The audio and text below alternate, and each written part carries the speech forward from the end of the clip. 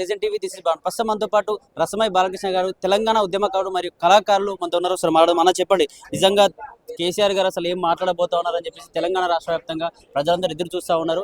ఏదైతే కాంగ్రెస్ పార్టీ చేసిన వ్యతిరేక విధానాలను ఎప్పుడైనా ఎండగడతామని చెప్పి చెప్పుకుంటూ వస్తూ ఉన్నారు కేసీఆర్. దీనికి సంబంధించి ఏమైనా మాట్లాడే అవకాశం ఉందా? అసలు ఏం తప్పకుండా ఉంటుంది. ఎందుకనంటే 14 సంవత్సరాలు ఒక సుదీర్ఘమైనటువంటి పోరాటాలు చేసి త్యాగాల పునాదుల మీద తెలంగాణ రాష్ట్రాన్ని సాధిస్తా అని చెప్పేసేసి తన త్యాగంతో తెలంగాణ రాష్ట్రాన్ని సాధించినటువంటి నేత కేసీఆర్ గారు.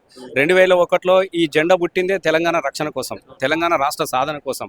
దాని తర్వాత 10 సంవత్సరాలు కొత్త రాష్ట్రాన్ని ప్రపంచంలో ఒక నంబర్ 1గా నిలబెట్టాలన్నటువంటి ఆయన కృషి 10 సంవత్సరాల కాలంలోనే ఒక తెలంగాణ అనేక రాష్ట్రాలకు ఆదర్శమైనటువంటి సందర్భంలో, ప్రజలు ఒక మార్పును కోరుకున్నటువంటి సందర్భంలో అనేకమైనటువంటి అమలుగానే హామీలు అబద్ధాలతో గద్దెనెక్కినటువంటి కాంగ్రెస్ ఒక సంవత్సరాల కాలంలో పూర్వం ఏ తెలంగాణ కోసమైతే తనలాడి మనం ఎట్లయితే ఈ తెలంగాణ కాదు మన తెలంగాణ భవిష్యత్ తెలంగాణ ఇంకొక రకంగా ఉన్నదని మనం తీసుకొచ్చుకున్నాము, మళ్ళీ ఇప్పుడు ప్రస్తుత తెలంగాణ కూడా అటువైపు పోయే ప్రమాదంలో ఉంది. ఇప్పటికే తెలంగాణ ప్రజలందరూ కూడా వలసబాట పట్టిర్రు, చెరువులలో నీళ్ళు ఎండిపోయినాయి, ప్రాజెక్టులు నిర్వీర్యం అయిపోయినాయి. ఎక్కడ చూసినా కూడా ప్రజలు మళ్ళా అరే గిట్లాంటి తెలంగాణ మనం చూసేదన్నటువంటి పరిస్థితిలో ఉన్నారు. కాబట్టి దీన్ని కారకులైనటువంటి వాళ్ళ మీద తప్పకుండా, అంటే తెలంగాణ పరిరక్షకుడు కదా, తెలంగాణ రాష్ట్ర సాధన ఎంత ముఖ్యమో తెచ్చిన తెలంగాణ రక్షించుకోవాల్సినటువంటి అవసరం కూడా అంతా ఉన్నది. కాబట్టి తప్పకుండా ఇవాళ నాయకుని ప్రసంగంలో ఇదంతా కూడా ఉంటుంది, ఎందుకు జరుగుతున్నది, రేపు తెలంగాణ మళ్ళా ఏ రకమైనటువంటి వైపుకి వెళ్తున్నది అన్న దాని మీద తప్పకుండా కేసీఆర్ గారికి సంబంధించి కాంగ్రెస్ ప్రభుత్వం ఏం చెప్తా ఉందంటే బీఆర్ఎస్ పని కథం అయిపోయింది, ఇట్లాంటి ఎన్ని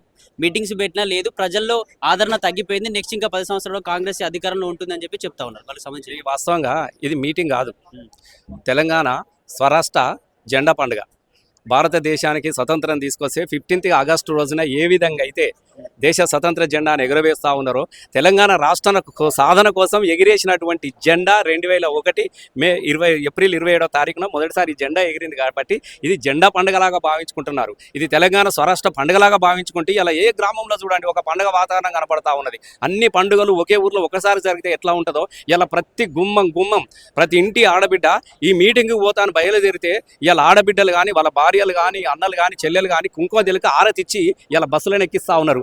బండ్లకు ఆరతులు పడతా ఉన్నటువంటి సందర్భం అనేది ఇలా దీని మీటింగ్కో రాజకీయ పార్టీకో ప్రజలు చూడట్లేదు కదా. ఇది ఇలా మా జెండా పండుగ, ఇది మా పండుగ అని భావించుకుంటా ఉంటున్నారు. అంటే ఈ సభ అయిపోయిన తర్వాత కేసీఆర్ మాటలు విన్న తర్వాత తెలంగాణ రాష్ట్ర వ్యాప్తంగా రాజకీయాల్లో ఏదైనా కదలిక వచ్చే అవకాశం ఉంది అనుకోవచ్చు. తప్పకుండా ఇప్పటికే చాలా కదలిక అనేది ప్రజల్లో ఎప్పుడో మొదలైపోయింది. మీరు చూస్తూ ఉన్నారు. ఇలా నేనేదో ఒక బీఆర్ఎస్ పార్టీ మాజీ ఎమ్మెల్యేగానో దీనిగానో రసమై బాలకృష్ణ ధూమ్ధాంగా మాట్లాడలేదు. మీరే వెళ్ళండి, ఏ ఇంటిలో ఎవరిని మాట్లాడించినా వాళ్ళు ఇలా ఏం మాట్లాడుతున్నారో మీరు చూడండి. కేసీఆర్ మాట్లాడాల్సింది కాదు, కేసీఆర్ గారికే ఇది మాట్లాడాలి, ఇది జరుగుతున్న విషయం అని చెప్పేసి కేసీఆర్ గారిని లేకుంటే సారే కావాలంటున్నారే మళ్ళీ తెలంగాణ పల్లెల్లో అనేది అది రాయించుకుని వచ్చిన పాట కాదు, అది గుండె లోతుల నుంచి వచ్చిన పాట. మళ్ళీ సారే కావాలంటున్నారు అటువంటి పరిస్థితి ఇలా తెలంగాణ వ్యాప్తంగా ప్రజల్లో ఏర్పడ్డది అని అంటే ఇంతకన్నా గొప్ప నిదర్శనం ఏముంటుంది.